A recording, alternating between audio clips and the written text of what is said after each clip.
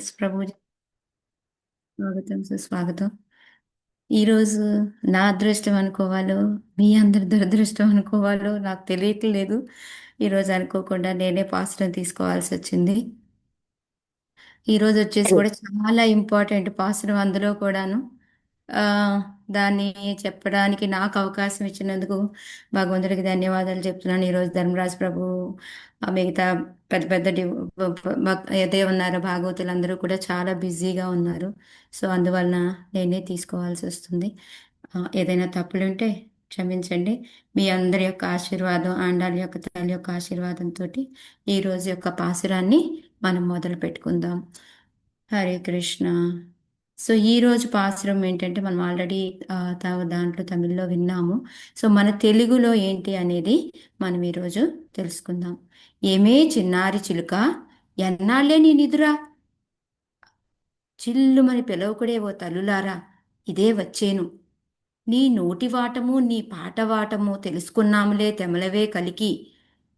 మాటకారులు మీరే, పోనీ నేనవుతానా? ఏమిటే నీ గొప్ప ఒప్పుల గొప్ప, వచ్చిరా అందరూ, ఆ లెక్కించుకో. మత్తగజముల శాస్త్రవుల మదము నడిచిన మాయావి కృష్ణుని మనము కీర్తింపగా జగతికే మంగళము కూర్చు మన శ్రీవ్రతము. సో ఇప్పటి వరకు ఏంటంటే ఇది 15వ. ఈరోజు వైకుంఠ ఏకాదశి కూడా సేమ్ అలాగే ఈరోజు మంచి పాసురం కూడా అన్నమాట. ఇప్పుడు మనకేంటంటే మొత్తం 30 పాసురాలు ఉన్నాయి. ఈ 30 పాసురాల్లో కూడాను ఫస్ట్ 15 పూర్వభాగం అంటాము. నెక్స్ట్ 15 వచ్చే శ్లోకాలని వచ్చి మనము ఉత్తర భాగం అంటాము.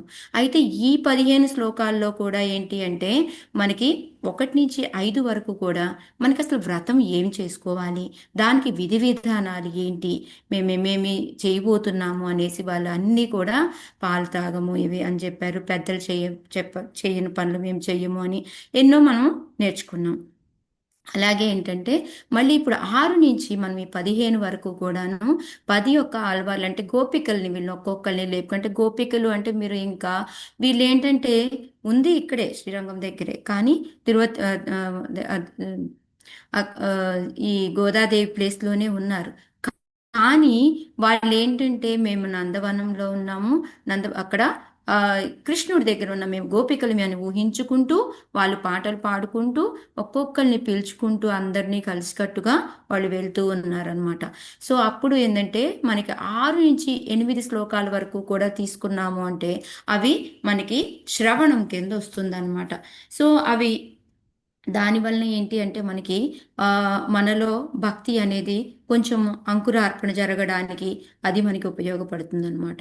ఆ తర్వాత 9 నుంచి 12 శ్లోకాల వరకు కూడా ధ్యానము అనేది జరుగుతుంది.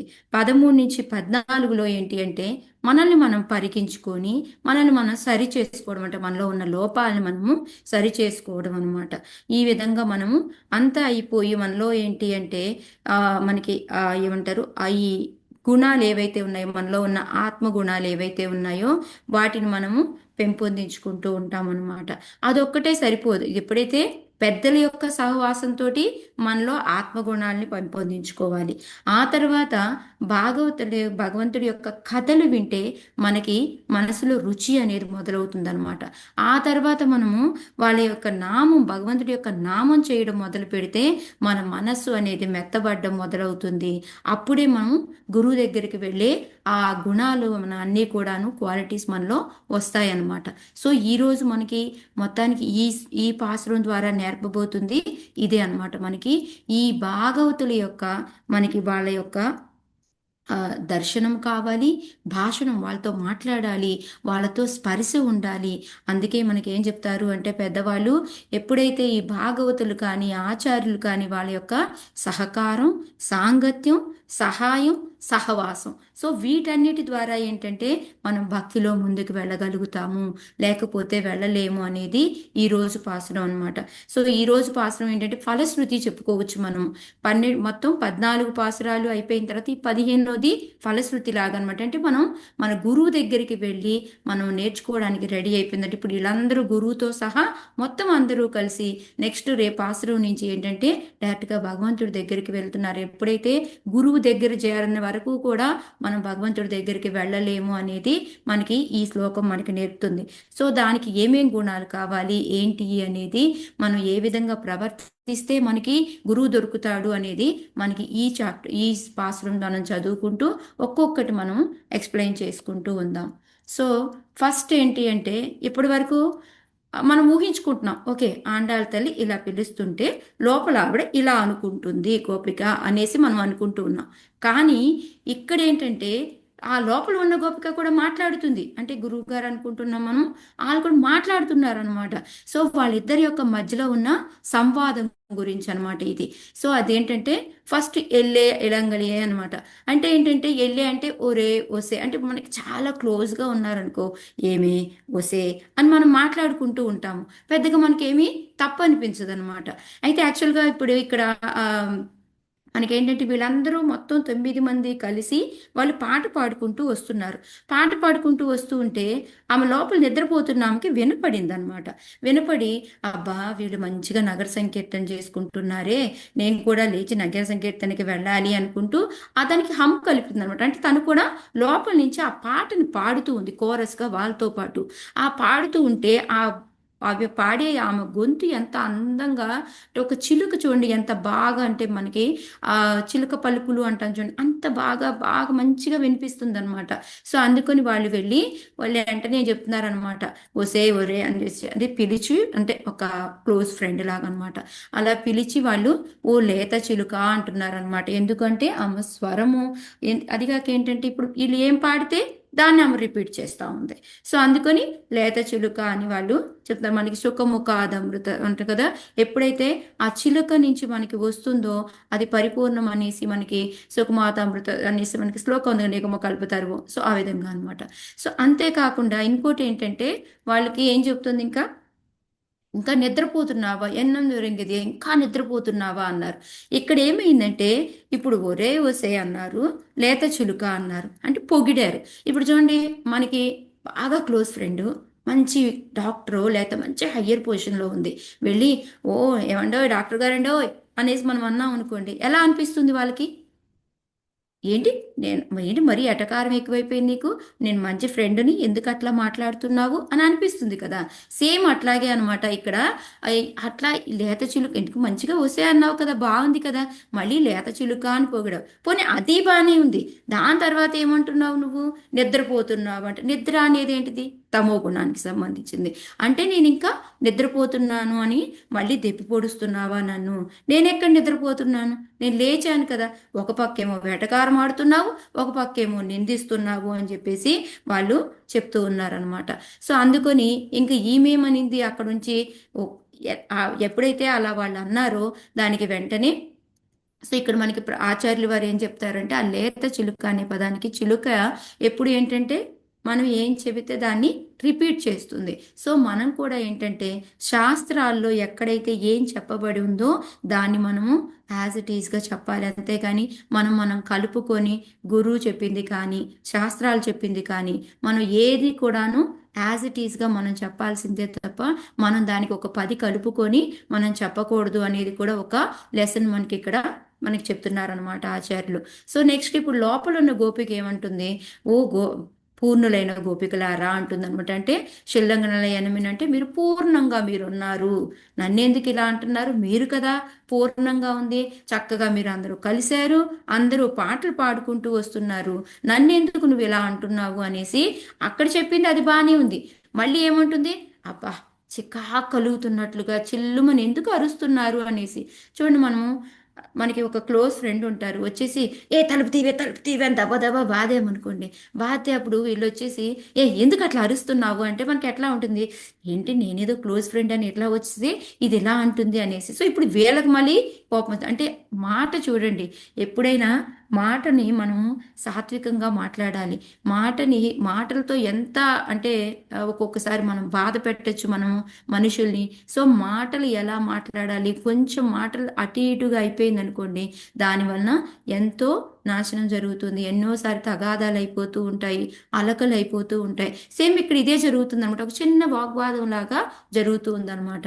సో వాళ్ళు అలా అనేటప్పటికి ఈమెంటి చక్కగా పూర్ణులారా గోపికలారా అనేమో వాళ్ళు పొగిడింది, మళ్ళీ ఏమో చికాకు కలుగుతున్నట్లుగా ఇలా మాట్లాడకండి అనేసి ఆమె చెప్తూ ఉందన్నమాట. సో అందుకనే మనకి చూడండి, ఆ ఇప్పుడు కాకి ఉంది, కోకిల ఉంది. కానీ కోకిల మనకి చాలా హాయిగా ఉంటుంది వినడానికి. కాకి వచ్చి అరుస్తుంది అనుకో, చీపు అంటాము. అదే కోకిల అరిస్తే మనం కూడా ఊ కూ అనడానికి ట్రై చేస్తూ ఉంటాం అనమాట. సో అలాగే ఏంటంటే అది దేని వలన వచ్చింది, మనం చేసే కర్మల వలన, వాటి వలన వచ్చింది. అంతేగాని అక్కడ కాకికి కోకికి చేసుకున్నది ఏముంది చెప్పండి. అది ఇలాగ ఏంటంటే ఇక్కడ కూడా మనం ఏంటంటే ఆ మాటతో మంచితనంతో మాట్లాడాలన్నమాట. సో మనకి భగవద్గీతలో కూడా శ్లోకం ఉంటుంది, అనుద్వేగకరం వాక్యం అనేసి. సో మనకి శ్రీరామచంద్రుల వారు చెప్తారు అనమాట, మనం మాట అనేది ఎలా మాట్లాడాలి అంటే ప్రియంగా ఉండాలి, హితంగా ఉండాలి, మితంగా ఉండాలి, మధురంగా ఉండాలి. సో ఈ 4 ఉన్నప్పుడే మనం పక్క వాళ్ళతోటి సంతోషంగా, అంటే లేకపోతే ఏంటంటే చిన్న చిన్న వాగ్వాదనలు అనేవి వస్తూ ఉంటాయి అన్నమాట. లేకపోతే మనకి అది మాధుర్యం లేదనుకోండి, కఠినత్వంగా ఉందనుకోండి ఆ పదము, అప్పుడు ఏమవుతుంది, మనల్ని రిజెక్ట్ చేస్తారు. మనల్ని వినడానికి కూడా అబ్బా కర్ణ కఠోరంగా ఉంది, వినలేకపోతున్నామంటే ఇప్పుడు నేను చెప్పేదానిలాగనమాట. రోజంతా మనం హాయిగా మంచి మంచిగా వింటూ ఉన్నాం అందరివి. సో ఈ విధంగా ఏంటంటే మాటలు కూడా ఎలా మాట్లాడాలి అనేది మనం నేర్చుకోవాలన్నమాట ఇక్కడ. సో ఇప్పుడు వాళ్ళు ఏంటంటే అలా అనేటప్పటికీ వీళ్ళు వెంటనే చెప్తున్నారు అనమాట, బయట గోపికలు, ఆండాళ్ళ తల్లి వీళ్ళందరూ, అమ్మమ్మో మాకు తెలుసులే, నువ్వేంటి ఇప్పుడు చూడండి, ఏదైనా ఒక బాధలో ఉన్నాం అనుకోండి, మనం పాటలు పాడగలమా ఎవరమైనాను? సంభవం కాదు. మనం పాటలు పాడుకుంటూ ఎంజాయ్ చేయలేము. అంటే నువ్వు పాటలు పాడుతున్నావు అంటే నువ్వు చక్కగా లోపల ఉండి భగవంతుడితో పాటు ఎంజాయ్ చేస్తూ ఉన్నావు. చక్కగా నువ్వు ఆల్రెడీ దర్శనం చేసుకొని నువ్వన్నీ చేసుకుంటున్నావు అనుకొని, నీవు చాలా నేర్పుగల దానివిలే, నీ మాటల్లో నైపుణ్యం అంతా కూడా మాకు తెలుసు అనుకొని, మీకు నువ్వు ఎలాంటి దానివో మాకు తెలుసు అని చెప్పేసి వీళ్ళు చెప్తూ ఉన్నారనమాట. సో అప్పుడు ఏమేమంటుంది అంటే, నేనెందుకు అయింది అలాగా, మీరే చాలా నేర్పులు, నన్ను అంటున్నారు, మీరు కదా నేర్పులు, మీరందరూ చక్కగా కలిసి భగవంతుడి పాట పాడుకుంటూ వచ్చారు, సింగిల్గా ఉండి నేనేం చేస్తాను, మొత్తం సమిష్టిగా వెళ్తేనే అది ప్రాపర్గా ఉంటుంది అని చెప్పేసి ఆమె చెప్తుంది. చెప్పి మళ్ళీ మెయిన్గా మనకి ఇక్కడ ఒక పెద్ద గుణం అనమాట, పోనీలేండి నేనే కఠినరాల్ని అనేసి ఆమె ఒప్పుకుంటుందన్నమాట. ఇది క్షమాగుణం. ఇది చాలా చాలా ఇంపార్టెంట్ మనకేం చెప్తారు అంటే శమ, దమ, క్షమ. కానీ ఈ మూడిట్లో కూడాను క్షమ అనేది చాలా ఇంపార్టెంట్ అన్నమాట. సో దీనికి మనకి చాలా ఎగ్జాంపుల్స్ చెప్తారు. మనకి నెంబాల్ వారి ఎగ్జాంపుల్ చెప్తారు. మళ్ళీ తిరుపానాల్ వారిది అంటే ఈరోజు మనం ఏదైతే గోపిక చెప్పుకుంటున్నామో ఆలోచి తిరుపానాల్ వారు అనమాట. సో ఆయన కూడా ఏంటంటే ఒక హరిజన సంఘానికి సంబంధించిన ఆయన అనమాట. ఆయనది నేను మళ్ళీ తర్వాత చెప్తాను. సో ఇంకా మనం భరత మహారాజు తీసుకోవచ్చు, సీతాదేవి తీసుకోవచ్చు, ఇలా ఎన్నో ఎగ్జాంపుల్స్ ఉన్నాయన్నమాట. ఆ క్షమాగుణం. సో ఆ క్షమాగుణం ఏంటంటే ఒక్కొక్కసారి మన తప్పు ఎవరైనా చెప్పారనుకోండి, మనకి వెంటనే కోపం వస్తుంది. నేను ఈ తప్పు చేయలేదు, లేదు మాతాజీ నేను ఇట్లా చేయలేదు అనేసి మనం అంటాము. కానీ యాక్చువల్గా ఎందుకు మనం అలా అంటాము అంటే మనకి తప్పు ఒప్పుకోవడం నచ్చదనమాట. ఎందుకంటే మనలో అహంకారం ఉంటుంది కదా, అది మనల్ని ఒప్పుకోనివ్వదు మనం తప్పు చేశాము అంటే. ఇంకోటి వచ్చేసి ఇంకో రకం ఏంటంటే తప్పు చేసి ఉంటే దాన్ని మళ్ళీ తెలుసుకొని పశ్చాత్తాపడడం, అది ఒక రకం. కానీ కొంతమంది ఉంటారు తప్పు చెయ్యకపోయినా మాదే తప్పు అని అనుకుంటూ ఉంటారనమాట. సో ఇప్పుడు సీతాదేవి ఎగ్జాంపుల్ ఏంటంటే చేసిన తప్పుని గుర్తు తెచ్చుకొని ఆమె పశ్చాత్తాపడుతూ ఉంది. ఎప్పుడైతే ఆమె ఈ ఆ, ఆమ్, లంకలో ఉంటుందో హనుమంతుడు వెళ్ళి కలుస్తాడు కదా, కలిసినప్పుడు చెప్తాడనమాట, అమ్మా నేను ఎంత బాధపడుతున్నాడో తెలుసా శ్రీరామచంద్రుడు, రోజు నీ తలంపేనమ్మా, నీ గురించే కలవరిస్తున్నాడమ్మా, వస్తాడమ్మా తొందరగా వచ్చి తీసుకెళ్తాడమ్మా నిన్ను అని చెప్పి ఆమెను ఓదార్చడానికి చెప్తూ ఉంటాడనమాట. చెప్తూ ఉంటే అప్పుడు సీతాదేవి అంటుంది, లేదు హనుమాన్, హనుమాన్ నాదే తప్పు, ఇది నా తప్పు వల్లనే ఇలా జరిగింది అని చెప్పేసి, నేను 2 తప్పులు చేశాను అని చెప్పి చెప్తుంది అనమాట. ఏం తప్పులు చేశానయ్యా అంటే తెలుసా నీకు, ఎప్పుడైతే వాళ్ళ నాన్నగారు ఈయన్ని అరణ్యానికి పంపించారో అప్పుడు చెప్పారమ్మా నువ్వు చాలా కోమలంగా ఉంటావు, నువ్వు వద్దు, నువ్వు అక్కడ చాలా ఇబ్బంది పడతావు, జంతువులు ఉంటాయి అన్నీ ఉంటాయి అని చెప్తే నేనేమంటే ఆయన నన్ను వద్దంటున్నారు అని చెప్పేసి కోపంతో నేనేమన్నానంటే, మా నాన్నగారు బాధపడతారు, నేను ఒక మగతనికి మంచి వీరుడికి ఇచ్చి పెళ్లి చేశాను అని అనుకున్నారు, కానీ ఒక ఆడదానికి ఇచ్చి నేను పెళ్లి చేశానా అని చెప్పేసి మా నాన్నగారు ఎంతో, ఎందుకంటే అరణ్యం వెళ్తే అక్కడ నన్ను రక్షించలేవా నువ్వు, అంత పెద్ద వీరుడివి నువ్వు, అలాంటిది నన్ను భయపడి నన్ను ఇక్కడ వదిలేస్తున్నావు అంటే ఏంటి అర్థం అనేసి, ఆమెను ఒక ఆడదానికి ఇచ్చి చేశానా అని మా తండ్రి బాధపడతారు అని చెప్పాను అని చెప్పి వెంటనే ఆయన ఓకే అని చెప్పేసి తీసుకెళ్తారు. సో రెండో తప్పు ఏం చేసింది అంటే, మన లక్ష్మణుణ్ణి నా కోసమే నువ్వు ఉన్నావు, లేకపోతే మీ అన్నని కాపాడడానికి వెళ్ళట్లేదు అనేసి. సో అందుకని ఇక్కడ ఏం చెప్తున్నారు అంటే, మనకి మన భాగవతులకి కానీ భగవంతుడికి కానీ మనము ఎప్పుడైనా అపచారం చేశాము అంటే అది మనకి శిక్ష అనేది ఉంటుంది అని చెప్పేసి, ఆ పాపం అనేది మనకు తగులుతుంది, దానివల్లనే ఇది అని చెప్తుంది.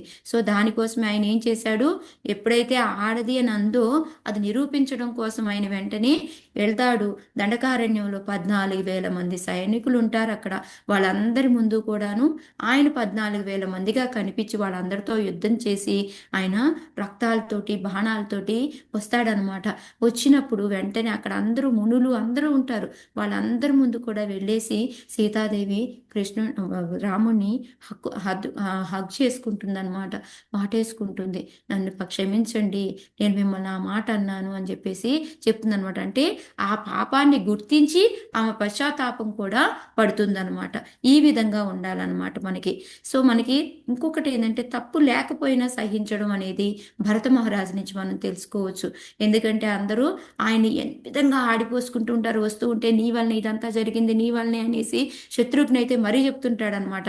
చెప్తూ ఉంటే అప్పుడు చెప్తాడు, ఎవరి తప్పు లేదు, ఒకట నా మందరి తప్ప, వాళ్ళకు వాళ్ళ ఏంటారు యజమాని బాగుండాలి అని తను చెప్పింది, సో తన తప్పు లేదు. తల్లి కొడుకు బాగుండాలి అనుకుంది, సో తల్లి తప్పు లేదు. సరే తండ్రి తప్ప, ఒక క్షత్రియుడిగా ఏమి ఇచ్చిన మాట నిలబెట్టుకోవాలి కాబట్టి తండ్రి తప్పు లేదు. రాముడిదా ఒక కొడుకుగా ఆయన కర్తవ్యం నిర్వర్తించాడు. ఎవరిదయ్యా తప్పు అంటే నాదేనయ్యా తప్పు. ఏంటి నా తప్పు అంటే ఇక్కడ చెప్తున్నాడు అనమాట.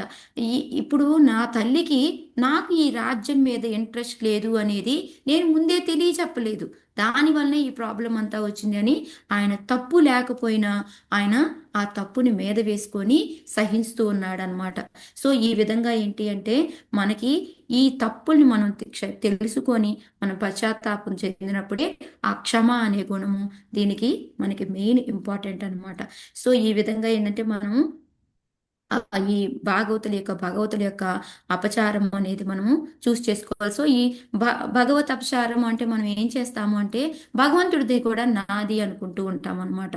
ఇంకోటి ఏంటి, గుడిలోకి వెళ్తాము, గుడిలోకి వెళ్ళి ఏం చెప్తూ ఉంటాము, ఇదేంటి పాలరాతి విగ్రహమా, లేకపోతే పంచలోహాలతో చేసిందా, లేకపోతే దేంతో చెక్కదా, అదే ఇదే అనేసి మనము, లేకపోతే అబ్బా ఎంత పెద్ద విగ్రహం అనుకొని మనం చూడాల్సింది ఏంటి అక్కడ, అయ్యో భగవంతుడా నా కోసం వచ్చి నువ్వు ఇక్కడ మా అందరి కోసం ఇక్కడ నువ్వు వెలిసావా అనేసి, అయ్యో నుంచో నీ కాళ్ళ నొప్పులు పుడుతుందా, అలాంటి భావం రావాల్సింది.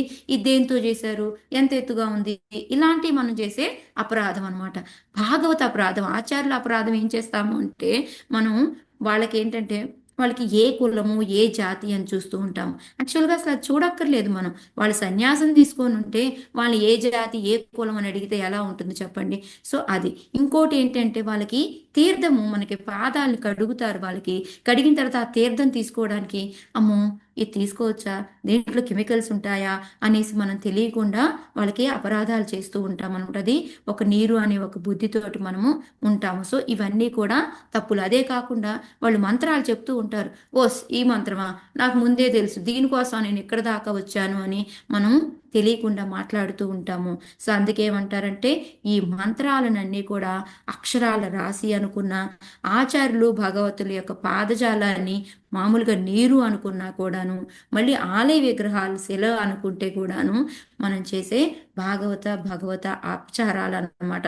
సో వీటి వలన ఏంటంటే మనకి పాపం తగులుతుంది, దాని వలన మనకి ఇబ్బందులు అవుతాయి, మనం గురువు దగ్గరికి మనము చేరలేకపోతాం అనమాట. సో ఇక్కడ ఏం చేసింది, నా క్షమ అనేసి, ఓకే నేనే అనేసి, నాకు నేనే ఓకే నో ప్రాబ్లం అమ్మా, నేను తప్పు చేశాను, నేనే కఠినరాలిని అని ఒప్పుకుందనమాట. సో ఇప్పుడు బయట గోపికలు చెబుతున్నారు, నీకు ఈ ప్రత్యేక ఇంకా ఏంటి కొంచెం ఇంకా ఏంటి మన చూడండి లాగుతా ఉంటారు కదా ఇంకా కొద్దిగా. సో ఇలాగ వీళ్ళు ఇంకా లాగుతున్నారనమాట. ఏమా నీకేంటి ఈ ప్రత్యేకత ఏంటి? అలా ఏకాంతంగా ఉండి నువ్వు ఆయనతో ఎంజాయ్ చేయకపోతే బయటికి రావచ్చు కదా. మేమేమో ఎప్పుడో పొద్దున అనంగా లేచి ఒక్కొక్కరిని లేపుకుంటూ వస్తూ ఉంటే నువ్వేమో లేచుండి కూడా నువ్వు బయటికి రావట్లేదే, నువ్వు అక్కడే లోపలుండి నువ్వు ఒక్కదానివే ఎంజాయ్ చేస్తున్నావు. ఒక్కటే ఎప్పుడు మంచిది కాదు. అందుకని నువ్వు తొందరగా బయటికి రా అని చెప్పేసి. సో అందుకే మనకి ఎప్పుడు జగన్ ప్రభు కానీ మనకి మాతాజీస్ కానీ అందరూ ఏం చెప్తారు, సమిష్టిగా మనం ఎప్పుడు కూడా చేసుకుంటే దాని యొక్క ప్రతిఫలం అనేది ఇంకా బాగుంటుంది. మనం ఏకాంతంగా ఉండి చేసుకున్నాం అనుకోండి, దాని మీద అంత రుచి ఉంటుంది. ఇప్పుడు మనం ఉదయాన్నే చాంటింగ్ చేసుకుంటున్నాం. నేను ఒక్కదాన్ని 3:30కి లేచి నేను చాంటింగ్ చేసుకునేదానికన్నా మనం ఒక 10 మందిని కలిసి చక్కగా ఆన్లైన్లో అయినా మనం చేసుకుంటూ ఉంటే ఎంత బాగుంది, హాయిగా ఉంది. అబ్బాయి ఎప్పుడవుతుంది ఆ 3:30, మళ్ళీ లేచి స్నానం చేసి రెడీ అయిపోయింది. ఇంతకుముందు చాంటింగ్ చేయాలి అంటే అబ్బా ఎప్పుడు ఎందుకు, తర్వాత చేద్దాం పోస్ట్పోన్ ఉండేది. ఇప్పుడు ఏంటి, అబ్బా అందరం కలిసి చేసుకుందామని ఇంట్రెస్ట్ పెరుగుతూ ఉందన్నమాట. సో ఆ విధంగా ఇక్కడ వీళ్ళు, అందుకని నువ్వు కూడా తొందరగా బయటికి రామ్మా అని చెప్పి చెప్తూ ఉన్నారనమాట. ఇప్పుడు లోపల గోపిక అంటుంది అనమాట, అందరూ వచ్చారా అనేసి. అంటే అమ్మా ఎందుకంటుంది అంటే అందరం కలిసికట్టుగా చేసుకోవాలని ఆమె అదే. కానీ ఇక్కడ ఏం చూడండి, ఒక చిన్న మాట అనమాట. ఈమెమంది అందరు గోపికలు వచ్చారా అంటే అందట్లేదు. వీళ్ళకి ఏమనుకుంటుంది, అందరు వస్తే గాని నువ్వు రావా, లాస్ట్ టైం నువ్వు వద్దాం అనుకుంటున్నా, టైం వేస్ట్ అనుకుంటున్నావా అనేసి, ఆ వచ్చారు కావాలంటే లెక్కించుకో అని చెప్పి చెప్తూ ఉన్నారనమాట. సో అందుకే చూడండి ఒక్కొక్కసారి ఇప్పుడు ఎవరైనా మనము ఇంటికి వచ్చారనుకోండి, ఇంటికి వచ్చిన వాళ్ళని మనం బాగున్నామా అని అడుగుతాము. బాగున్నామా అంటే కుశలంగా ఉన్నామా అంటే కుశలంగా లేకపోతే నీ దగ్గరికి ఎట్లా వస్తాను అని. తిన్నావా అన్నాం అనుకోండి, కొంతమంది ఎటకారం ఆడతారు. తిన్నావా అంటే ఆ తినడానికే కదా మీ ఇంటికి వచ్చాను అంటారు. సో అట్లా ఏంటంటే ఆ చిన్న మాటే అన్నమాట, దాని అర్థం ఏంటంటే డిఫరెంట్గా అయిపోతూ ఉంటుంది. సో ఆ విధంగా ఏంటంటే ఇక్కడ వీళ్ళు కాంటే వచ్చి లెక్కించుకొని ఆమె చెప్పింది ఒకలాగా, వీళ్ళు ఒకలాగా అర్థం చేసుకుంటూ ఉన్నారనమాట. కానీ ఇది ఎందుకు అంటే మనకి, వీళ్ళు ఎందుకు లెక్కించుకోను అంటే మనం ఏమనుకుంటాం, ఒక ఆచార్యులు చెప్తున్నారనమాట, మీరు అలాగా తప్పుగా అర్థం చేసుకోవద్దు. ఎందుకు అంటే ఇప్పుడు లెక్కించుకున్నప్పుడు ఏమవుతుంది, వాళ్ళు వచ్చి ఇలా పట్టుకుంటారు మనల్ని, పట్టుకొని 1 2 3 అని మన దాగుడు మూత దండాకోర్ మనం ఆట ఆడుకుంటున్నప్పుడు చేతులు పట్టుకుంటాము. సో అలా పట్టుకున్నప్పుడు ఏమవుతుంది, వాళ్ళ స్పర్శతో వాళ్ళకి వాళ్ళ యొక్క గుణాలు కూడా మనకి వస్తూ ఉంటాయి. మనకి ఎప్పుడు ఆచార్యులు చెప్తూ ఉంటారు, మనం వెళ్ళి వాళ్ళకి ప్రణామం చేశాము అంటే వాళ్ళ గుణాలు మనకి, మన గుణాలు వాళ్ళకి కూడా వెళ్తూ ఉంటాయి ఆ స్పర్శ ద్వారా అనమాట. అందుకే ఎక్కువగా గురువుల్ని ఏంటంటే మనం ఆడాలి వాళ్ళని వెళ్ళి అందరూ వెళ్ళి కాళ్ళు ముట్టుకోకూడదు, దూరం నుంచి నమస్కారం చేయాలి అనేసి చెప్తూ ఉంటారనమాట. సో ఆ విధంగా ఇక్కడ మనకి వీళ్ళు చెప్తూ ఉన్నారనమాట. సో లెక్కించుకో అని ఎందుకు అన్నారంటే ఆ విధంగా ఆ స్పర్శ అనేది తగులుతుంది అనేసి. ఇందాక మనం చెప్పుకున్నాము, దర్శనం కావాలి, భాషణం అంటే మనం వాళ్ళతో మాట్లాడాలి, నెక్స్ట్ స్పృశించడం. అందుకని వాళ్ళు వచ్చి నువ్వు లెక్కించుకో కావాలంటే అని చెప్పేసి చెప్తున్నారనమాట. సో ఇప్పుడు ఆమె ఓకే సరే నేను వచ్చాను, ఇప్పుడు ఇంకేం చేద్దాం మనం, ఓకే అందరం కలిసాం కదా, ఇప్పుడు ఇక మనం చేయాల్సిన పని ఏంటి అని అడుగుతుంది అనమాట. అడుగుతుంటే అప్పుడు బయట గోపికలు చెప్తున్నారనమాట మనకి, ఆ, ఏదైతే బలిష్టమైన కువలపీడయం అనే ఏనుగుని చంపిన మన కృష్ణుడు ఎవరైతే ఉన్నాడో ఆయన యొక్క నామాన్ని మనం తలుచుకుందాము. ఆయన ఎవరు అంటే మాయావి అని చెప్పి చెప్తున్నారనమాట. సో ఇక్కడ అది కూడా మనకి చాలా చాలా ఇంపార్టెంట్. ఎందుకు ఇక్కడ కువలైపోయడాన్ని ఎందుకు గుర్తు తెచ్చుకున్నారు వీళ్ళు అంటే, మనలో ఏంటంటే ఒక గురువు రావాలి మన దగ్గరికి అంటే, మనలో ఒక భగవంతుని కలవాలి అన్నా, ఒక గురువుని కలవాలి అన్నా మనలో అహంకారం అనేది పోవాలన్నమాట. ఈ గువలైపేడ అనేది యాక్చువల్గా ఏంటి మనందరికీ తెలుసు, ఈ కంసుడు ఎప్పుడైతే కృష్ణుడిని ప్రత్యక్షంగా చంపలేకపోతాడు, ఈ కంసుడు అనేది మనకి కామం లాంటిది అనమాట, కోరిక. ఈ కోరిక ఎందుకు కలుగుతుంది, మనకి అహంకారం వలన. సో అప్పుడు ఏం చేస్తాడు ఆయన, ప్రత్యక్షంగా అవ్వట్లేదు కాబట్టి నేను చంపడము, పరోక్షంగా ట్రై చేద్దాము అని చెప్పేసి చక్కగా వాళ్ళు ఉమ్, అక్కడికి పిలిపిస్తాడు. ఆ, ఆ, ఈ మన మధురాకి పిలిపిస్తాడనమాట. ఏ విధంగా చెప్పి పిలిపిస్తాడు, ఇక్కడ ఒక ఈ పండగలాగా జరుగుతుంది. దీంట్లో ఏంటి అంటే ఆ ముష్టి యుద్ధం అనేది జరుగుతూ ఉంటుంది, దాంట్లో పాల్గొనొచ్చు రండి అని చెప్పేసి పిలుస్తాడనమాట. ఇప్పుడు వీళ్ళు వస్తారు, వచ్చిన వెంటనే ఏంటి వాళ్ళందరికీ వెల్కమ్ పాడడానికి ఒక కోలైపేడ అని ఒక పెద్ద ఏనుగును పెడతాడనమాట. ఆ పైన మావిటి ఉంటాడు. ఆ మావిటి ఏంటంటే బాగా ట్రైనింగ్ ఇస్తాడనమాట. ఇలా గనక కొడితే ఆ చెప్పిన పని చేస్తూ ఉంటుందన్నమాట, ట్రైనింగ్ ఇస్తాడనమాట. సో ఎప్పుడైతే ఈ మనకి కృష్ణుడు 11 ఏళ్ళ చిన్న పిల్లవాడు వస్తాడు, వచ్చిన వెంటనే ఆ దండేయడం మానేసి కరెక్ట్గా ఆ టైంలోనే ఇట్లా ముళ్ళుతో గుచ్చుతాడు అనమాట. గుచ్చిన వెంటనే ఏమవుతుంది, ఆ ఆ వెంటనే అది ఎగిరి పడిపోయి కృష్ణుడిని ఇట్లా పట్టేసుకుంటుంది తొండంతో. సో కృష్ణుడు ఏమన్నా తక్కువ తిన్నాడా? ఆయన వెనక నుంచి వెళ్ళిపోయి ఆ తాడు తోకని ఈ తొండాన్ని పట్టుకొని గట్టిగా లాగుతాడు. తొండ మనకి ఇరిగేసి వస్తుందన్నమాట. ఆ విధంగా చనిపోతుంది. సో మనలో ఏంటంటే అహంకారం, ఆ తర్వాత ఏంటి, చాణూర ముష్టిక. వీళ్ళెవరు అంటే మనలో ఉన్న రాగ ద్వేషాలు కానీ కామక్రోధాలు అని చెప్తారనమాట. సో ఇప్పుడు ఇవి కామక్రోధాలు కానీ ఈ మనలో అహంకారం కానీ ఇవి పోవాలి అంటే మనము ఏంటంటే భగవంతుణ్ణి ప్రే చేసుకోవాలి. సో అలాంటిని వాళ్ళందరినీ చంపగలిగిన భగవంతుణ్ణి. సో అందుకే మనకి ఎట్లా అంటే ఇప్పుడు చూడండి, ఇప్పుడు మనం ఎవరైనా ఇంటికి వెళ్ళామనుకోండి, వాళ్ళ ఇంటి దగ్గర ఒక అల్సేషన్ పెద్ద కుక్క ఉంది. మనం ఇలా వెళ్ళిన వెంటనే తలుపు తీద్దామని వెళ్తే అది బా బా అని అరుస్తూ ఉంది. మనం ఏం చేస్తాము? భయపడిపోతాం. భయపడిపోయి ఏం చేస్తాం? ఎవరైనా చెప్తారా? పరిగెత్తుతాం అది. పరిగెత్తుతామా? హరే కృష్ణ. మాతాజీ, మనం వాళ్ళని ఎవరింటికైతే పిలుస్తాము, వెళ్తామో ఎవరి ఆ దగ్గరికి ఓనర్ని వెళ్ళాం. పిలుస్తాం మాతాజీ. యా, ఓనర్ని పిలుస్తాము. అయ్యా రా వచ్చి నన్ను ఈ కుక్క నుంచి నన్ను కాపాడు అనేసి మనం పిలుస్తామంటమాట.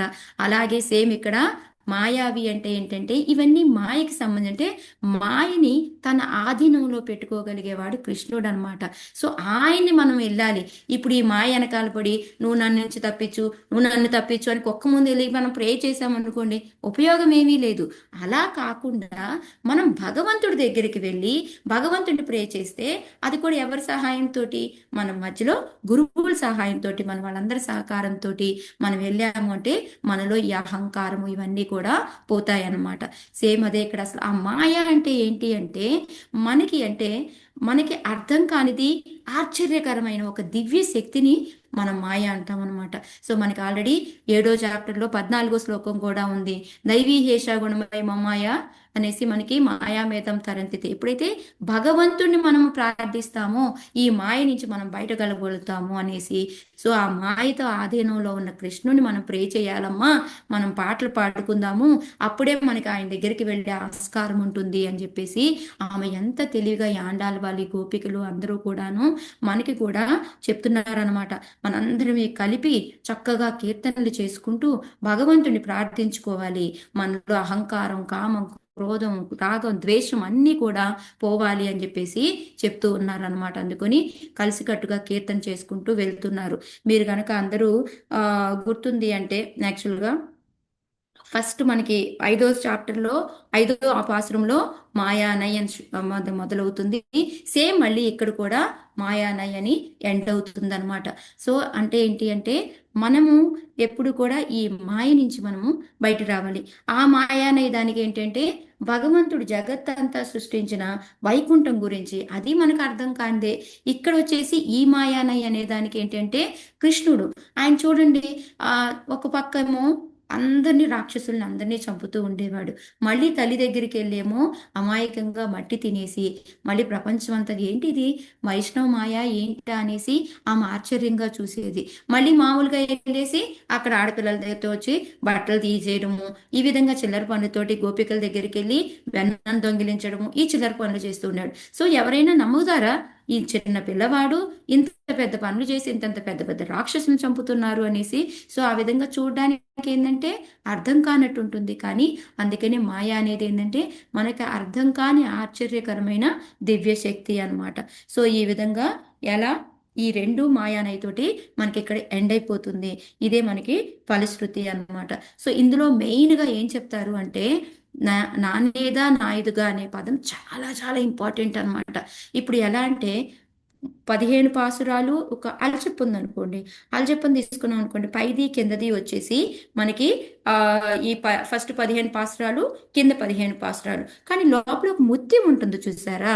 ఆ ముత్యం ఏంటి అంటే అది వచ్చేసి మనకి ఈ ఈ ఈ పాసురంలో 15వ పాసురంలో నానేదా నాయుదుగా అనేది ఇదనమాట. సో ఇదేంటంటే మొత్తం యాక్చువల్గా ఈ పాసురాలన్నిటి యొక్క సారం ఈ ఒక్క పదమే అన్నమాట. ఇది మనం బాగా గుర్తుపెట్టుకొని ఈ క్షమాగుణం అనేది మనం, ఈ క్షమాగుణం కూడా ఎప్పుడు వస్తుంది? మనలో ఈ అహంకారం ఇవన్నీ తగ్గిపోతేనే మనకు వస్తుంది, కానీ లేకపోతే మనకి రాదనమాట. సో ఈ విధంగా మనం ఈ పాసురం నుంచి మనం ఇవన్నీ నేర్చుకోవాలి. హరే కృష్ణ. సో ఇంకా ఏంటంటే మాయా మేధం తరంతితే అనేసి, ఈ మాయ నుంచి మనం బయటపడాలి అంటే మనకి ఓన్లీ భగవంతుడు లేకపోతే భాగవతులు వీళ్ళిద్దరి సహాయంతో మనం ముందుకు వెళ్ళగలుగుతాము అనేది ఈ పాసురం ద్వారా తెలుసుకుంటున్నాము. సో ఈ పాసురంలో ఇవాళ మనం ఆళ్వారిని తీసుకున్నామంటే తిరుపాన ఆళ్వార్ అంటారనమాట. ఆయన వచ్చేసి హరిజన దాని కులానికి చెందినవారు. సో అంటే చాలా చిన్న కులం అనమాట. ఆయన శ్రీరంగంలో జన్మ తీసుకుంటారు. సో అప్పట్లో ఏంటంటే ఈ హరిజనులు అందరూ కూడాను ఈ కావేరి ఒడ్డుకి అవతల పక్క ఉండేవాళ్ళు అనమాట. అది కాక వాళ్ళకి టెంపుల్లోకి రావడానికి అది కూడా నిషేధం ఉండేది. సో అందుకని ఈయన ఏం చేసేవారు అంటే ఎప్పుడూ భగవంతుడి యొక్క భక్తితోనే ఉండేవారు అనమాట. ఎంత అంటే లయనమైపోయి ఉండేవారు. సో ఆయనకి ఒక చేతిలో ఒక చిన్న తంబూరా లాంటిది ఉండేదన్నమాట. దాన్ని వాయించుకుంటూ ఆయన ఏంటంటే ఆ శిఖరాన్ని చూసేవారు. మనకి ఎప్పుడు చెప్తారు కదా, మనకి ఎక్కడైతే మనకి జగన్నాథ్ పూరిలో కూడాను హరిదాస్ ఏంటి శిఖరాన్ని చూస్తూ ఉండేవారు, ఆ చక్రాన్ని చూస్తూ ఉండేవారు, భగవంతుని చూసినట్టే అని. సో రోజు ఏంటంటే ఆయన వస్తూ ఆ పాటలు పాడుకుంటూ లీనమైపోయి ఆ శిఖరాన్ని చూస్తూ ఆ కావేరి ఒడ్డును కూర్చునేవాడు అనమాట. ఆ రోజు ఏంటంటే కొంచెం ముందు వచ్చాడు. వీళ్ళకేంటి ఈ మిగతా ఈ పూజారులకి వీళ్ళందరికీ బ్రాహ్మణులకి వైష్ణవులకి వీళ్ళకి అప్పట్లో అపచారం అనమాట. వాళ్ళని తాకిన మడి పోతుంది అనేసి ఈయన ఎదురుగా వస్తే అయ్యో మళ్ళీ స్నానం చేయాలి. సో ఆ రోజు ఏంటంటే ముందే వచ్చాడు. ఆయన ఏమో మంచి లీనమైపోయి పాడుకుంటూ ఉన్నాడు. వీళ్ళు వచ్చింది చూసుకోలేదు పాపం. వీళ్ళేమో ఒకటేమని పో పో పో పో అని అరుస్తూ ఉన్నారు, కానీ ఈయనేమీ వినట్లేదనమాట. సో అప్పుడు ఏం చేశారు ఈయన, ఈ వీళ్ళందరూ కూడా బ్రాహ్మణులందరూ కూడాను ఆయన మీద రాళ్ళు ఇసిరేశారనమాట. రాళ్ళు ఇసిరేస్తే రక్తం కారడం మొదలు పెట్టింది. సో ఆ రక్తాన్ని చూసి వెంటనే ఆవిడ సరే ఇంకా ఎంత అలా రక్తం వస్తున్నా కూడా ఆయన ధ్యానం అలాగే ఉందన్నమాట. అస్సలు రాలేదు. సో వీళ్ళు ఇంకెంతసేపు అరిచి అరిచి అరిచి ఇంక చేసేది ఏం లేదు అని చెప్పేసి మళ్ళీ వెళ్ళిపోతారనమాట. గుడిలోకి వెళ్ళి తలుపు తీస్తే ఏమవుతుంది, శ్రీరంగంలో రంగనాథ్కి అంతా కూడాను ఎర్ర ఎర్ర మరకలు, ఈయనకి ఎక్కడెక్కడైతే రక్తం ఉందో అక్కడంతా కూడా మరకలు ఉన్నాయన్నమాట. అయ్యో మేమేం అపరాధం చేశాము ఏంటి అనేసి అందరూ కడికి మళ్ళీ లోకసారంగ మహాముని అని ఆయన పెద్ద ఆయన అనమాట. నువ్వు చెప్తేనే కదా ఇదంతా చేశారు అనేసి, అంటే ఆయన పెద్ద ఆయన కాబట్టి మన చిన్న జీఆర్ పెద్ద జీఆర్ అంటారు కదా, ఈయన మహాముని అంటే లోకసారంగ మహాముని అంటే పెద్ద జీఆర్ స్వామి అనమాట. సో ఆయన దగ్గరికి వెళ్తారు. సో అప్పుడు ఆయనకి ఏంటంటే భగవంతుడు ఏమైందా అని చూస్తే ఆయనకి భగవంతుడు కల్లో కనిపించి చెప్తాడనమాట. ఎందుకంటే నువ్వు ఒక భాగవతుడిని, ఒక భక్తుడిని నువ్వు అపచారం చేశావు, అందుకని ఇలా జరిగింది అని చెప్పేసి చెప్తాడనమాట. సో నువ్వు ఏం చెయ్యాలి అంటే ఆయన్ని నీ భుజాల మీద ఎక్కించుకొని నువ్వు తీసుకొని రావాలి గుడి దగ్గరికి అని చెప్పి చెప్తారనమాట. అప్పుడు లోకసారంగ మహాముని వెళ్ళి ఆయన భుజాల మీద ఎత్తుకొని గుడి దగ్గరికి తీసుకొస్తారనమాట. ఆ గుడి దగ్గరికి తీసుకొచ్చిన తర్వాత భగవంతుని ఇప్పటి వరకు చూడలేదు ఆయన, ఊహించుకుంటూ పాడుకోవడమే అనమాట. ఒక్కొక్క అంగం చూస్తూ ఆయన ఒక గ్రంథం రాస్తారు. దాని పేరేమో నాకు గుర్తు రావట్లేదు.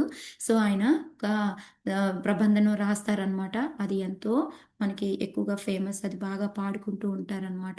సో ఆయనే ఇవాళ మనకి పదో ఆళ్వార్ అనమాట. ఆయన అందరికన్నా కూడా చిన్న ఆయన అని కూడా చెప్తూ ఉంటారు. సో హరే కృష్ణ మాతాజీ. ధనరాజ్ ప్రభు మీరేమైనా ఉంటే కొంచెం యాడ్ చేస్తారా? ఏదో నాకున్న జ్ఞానంతో ఉన్న లెక్చర్స్ విని చెప్పాను. హరే కృష్ణ. మనకి ఏంటంటే చూడండి, మనకి స్టార్టింగే మొత్తం అంతా ఇప్పుడు 30 పాసరాలు అవసరం లేకుండా ఇది ఒక్కటి చెప్పేసి వదిలేయచ్చు కదా అంటే, మనం స్టార్టింగే చెప్తే మనకి అర్థం కాదు. నెమ్మదిగా చెప్పాలి. అందుకే భగవంతుడు కూడా మనకి భగవద్గీతలో 18 చాప్టర్లు ఉన్నా కూడా మనం ఫస్ట్ 6 వచ్చేసి ఒక బర్గర్ కానీ మనం ఇందాక ఆణిముత్యం చెప్పా అని తీసుకుంటే ఆ పైన 6 చాప్టర్లు, కింద 6 చాప్టర్లు, మధ్యలో ఏవైతే ఉన్నాయో ఆ 6 వచ్చేసి మనకి 7 నుంచి 12 చాప్టర్ల వరకు భక్తి యోగం. దాంట్లో కూడా ఇంకా సారానికి సారం ఏంటి అంటే 9వ చాప్టర్. దాంట్లో ఇంకా సారం ఏంటి అంటే 34వ శ్లోకం, మన్మనాభవ మద్భక్తో మధ్యాజీ మాం నమస్కరు. సేమ్ అలాగే ఇది కూడా అన్నమాట. సారానికి సారం ఏంటంటే నానేది క్షమాగుణం. ఓకే అమ్మా, నో ప్రాబ్లం అని మనం మన తప్పు లేకపోయినా క్షమాపణ అడగడంలో మనకి వచ్చే నష్టం ఏమీ లేదు అనేది మనం ఈ చాప్టర్ ద్వారా, ఈ పాశ్రం ద్వారా నేర్చుకుంటున్నాం అనమాట. హరే ఆ, అవును. ఉమ్.